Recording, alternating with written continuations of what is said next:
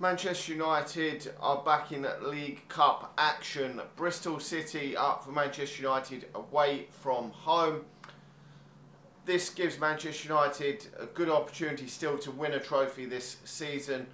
We're in the quarter-finals, so it's a chance to get to the semi-final, and then you're only 2 games away from a final. So Manchester United have got to really be taking this seriously, because you're looking at the league position. We are pretty much as good as out of the title race unless an absolute miracle happens. Champions League is going to be very, very difficult, and then Manchester United haven't had a great history in recent years in the FA Cup and only won it once in a very long time. So if we don't win a trophy this season, it's going to be a massive disappointment. So we've got to try and get something on the board again this season, and it'll be progress. If we were to finish second and win a League Cup, an FA Cup, it would actually be progress. I know it's going to be hard to take because Manchester City are absolutely battering teams left, right and centre. But Manchester United haven't actually had a bad season. It's just that I don't want Manchester United to go through a whole season without a trophy. It is very disappointing if Manchester United can't. I mean, you can't always win trophies. You're not guaranteed. You have no given right to. But it is very heartbreaking when Manchester United don't win a trophy every season. And in Van Gaal's season, I was so happy that Manchester United could win that FA Cup, even though we didn't get in the Champions League. That still meant more to me, and I wouldn't have celebrated like that if we'd finished in the top 4. No way. Trophies is what it's all about. Okay, it's only the League Cup. We did win it last season. Can we retain it? Can Jose Mourinho win it for a record 5 times? We will wait and see. But Manchester United have got the easiest tie of the teams, the top teams. There's 4 top teams still left in this competition. Chelsea, Manchester United, Man City and Arsenal all have got against the lesser teams of the tournament. So if all of them progress, then there's going to be a mammoth 2 semi-finals at stake. But that doesn't mean to say that Manchester United are going to get through. We've got to work hard and beat Bristol City. They are flying in the Championship this season. They're doing very, very well, near the top end of the Championship. So they could get promoted this season. We haven't played them in cup competition since 1909, so it is a long time since we played them in a cup competition. But Manchester United have got to be confident going into this game. Jose Mourinho has come out and said he's not going to make too many changes for this tie, and to be honest, if we were to make too many changes and get knocked out, it would be very disappointing for me. Some people won't give a shit, but it does limit our chances of winning silverware this season if we get knocked out. But I'm not with the other teams that are strong in it. It's going to be difficult to win it this year. Now, what sort of team is Jose Mourinho going to put out? Well, Romero should be in the net. Can't argue with that one. Then I'm hoping to see Luke Shaw get some more minutes at left back or left wing back, whichever position he chooses to play. What obviously formation that Jose Mourinho does pick in this one, but man of the match twice in his 2 starts lately, so he's got to be playing there. There's no question there. He may well go for Diamond on the other hand side, or 2-1-Zebi. I would soon let 2-1-Zebi get given a run out in this game. Whether he's at right back or centre half, we will have to wait and see. But if he's at either of the positions, I'll be happy. If he plays at right back, then it will probably be Lindelof and whoever he wants to kick alongside him. I'm not too sure, Rojo or Smalling or Jones. It'd be one of them 2, but I would go for Lindelof and 2-1-Zebi, and then play Diamond at right back. That would be probably the best. The rest of the centre halves for the other games coming thick and fast.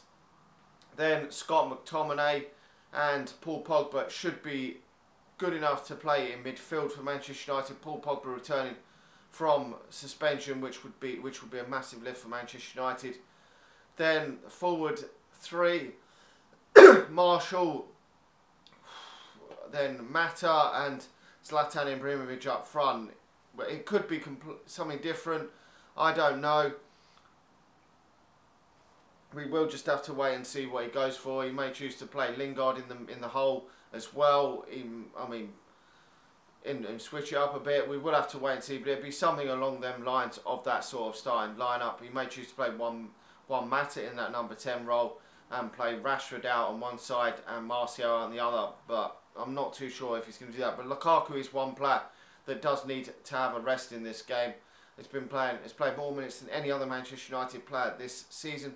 Although Rashford has featured in, I think, every single game this season, has featured a lot from the bench or has come off the pitch in the second half. But He could also even put Martial and Zlatan Ibrahimovic up front. Who knows what he's going to do, but I would expect Martial definitely to start this game. The positive would be to see Luke Shaw, Axel Tuanzebe and Scott McTominay get some more minutes on the pitch. Now, Bristol City are obviously flying at near the top end of the Championship. I haven't watched any of their football this season, but this is going to be no pushover at all for Manchester United, no rollover at all for Manchester. Well, I don't think anyway for Manchester United. It could end up being a 4-5-0, but to be honest, I'm not expecting that. And I'll just be happy if Manchester United could get the job done, get over the line and win this game and get to the semi-final, because the semi-final will be over 2 legs. Anyway, let me know your thoughts on this game. I think Manchester United are going to get the job done in this one. I don't think it's going to be that easy. I'm going to go for Manchester United winning this game 2-1. I'll take any sort of victory.